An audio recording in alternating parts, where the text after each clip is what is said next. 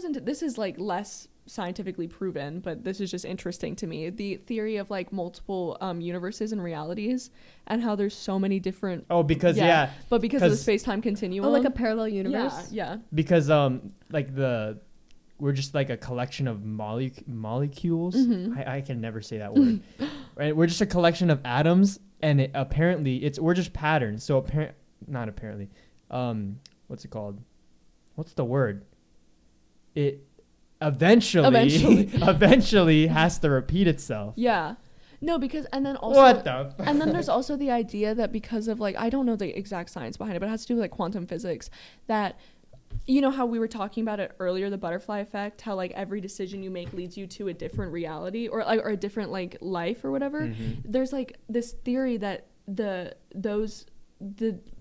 opposite of those decisions exists in a different reality. Oh, like where you'd be? Yeah, so like the idea of for instance, if I was sitting here right now, that makes sense, honestly. Yeah, and I said whatever I say next, if I had said like the opposite of that sentence, there's a me who had said the opposite of that sentence in a different universe somewhere else. So it's kind of like a computer thing where it's like coding. It's like coding. Oh my gosh. Wait, so basically that doesn't sound that far-fetched to me at all. No, honestly, me neither. So if you're like, you're a nice person like now, so like this other person would be like a jerk. No, or they don't necessarily have to be the exact opposite, but like because of one decision or they live in a completely different world, doing completely different things. So like instead of, for example, committing to JMU, they might commit to a small like or not even go to college. Or not go to college. There's just a bunch of different versions and of that. And there's like so many different. There could be like billions, trillions of versions. But is it still you then?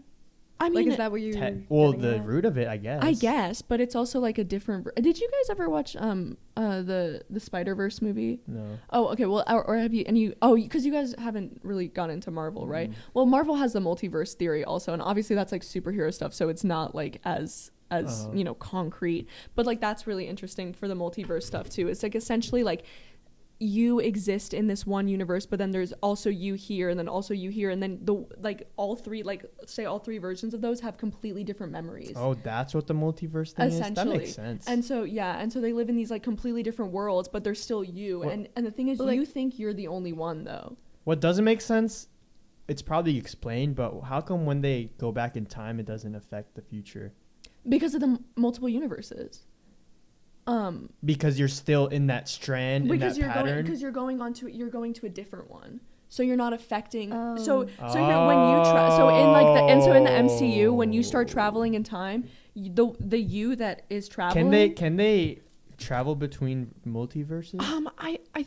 I think I kind of like that, because if time travel ever does exist, that means we can time travel freely. True, but it depends on the character. It's MCU lore is really it's really complicated. And I'm not like a full-fledged fan. I just have happened to watch like most of the movies, and I also watch WandaVision. It is just it is so confusing to me, because like the thing is, like, how is it still you? Like, I guess that goes into like what defines like you. Well, because then I it feel isn't like you. No, it's not you. It's just a different version. It's like a different you. Like what does that even mean? Well, it's a different version of you. Wouldn't that be a different person then? Not really. Like, how can you be a different version of one person? I think the science behind it is like the like we were saying with coding. Like, let's say like this is like Michael, and then Michael in a different universe is like Michael like 0.5, and then it's like Michael point like it's like imagine creating a character on GTA. You pick the strength, how much you can swim or run,